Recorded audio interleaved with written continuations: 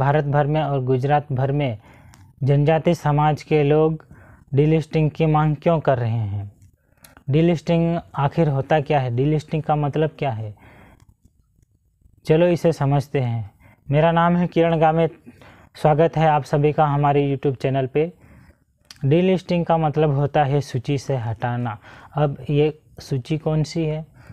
भारत के संविधान की अनुसूची 341 और 342 को समझना बहुत ज़रूरी है।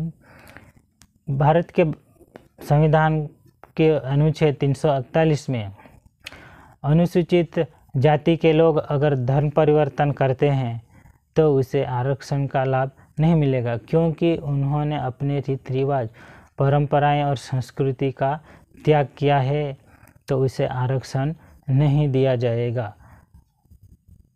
इसी तहत भारत के संविधान के अनुच्छेद 342 में जनजाति समाज के लोग अगर धर्म परिवर्तन करते हैं फिर भी उसे आरक्षण का लाभ मिलता है और दिया जाता है। इससे होता क्या है कि जनजाति समाज के जिन लोगों ने अपनी मूल संस्कृति को संभाले हुए है, अपनी मूल परंपराएं, रीति रिवाज, संस्कृति को और इनका संवर्धन किया है, उसको मूल स्थिति में रखा है, फिर भी अगर कोई जनजाति समाज के लोग धर्म परिवर्तन करता है तो भी उसको आरक्षण का लाभ मिलता है।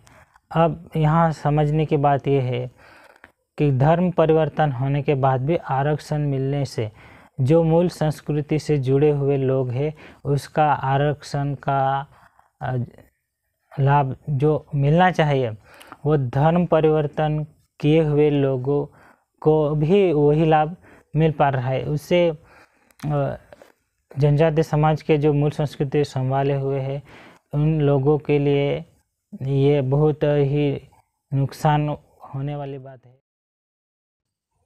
एक बार फिर से समझते हैं। डीलिस्टिंग का मतलब होता है सूची से हटाना।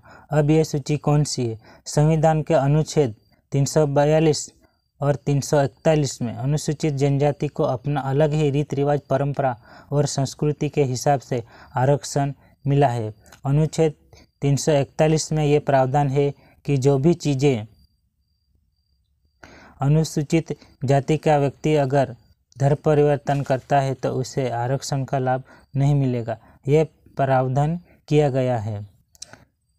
अब समझने वाली बात यह है कि जो संशोधन से अनुच्छेद 341 में प्रावधान हुआ है वो 342 में क्यों नहीं हुआ है, जिसके वजह से जनजाति समाज के असल व्यक्ति जिसे आरक्षण का लाभ मिलना चाहिए, जिसने अपने रीति रिवाज और परंपरा संस्कृति को आज तक अपना के रखा है, संवर्धन किया है, इसमें धर्म परिवर्तन होने के बाद भी आरक्षण का लाभ मिलता है। इसमें किस प्रकार जनजाति समाज का आरक्षण और अन्य लाभों को मारा जाता है। नॉर्थ ईस्ट में देखें तो वहाँ 43 ISI की सीटें हैं प्रशासनिक अधिकारी का, उसमें 39 सीटों पर ईसाई है और मात्र 4 सीटों पर ही जनजाति है।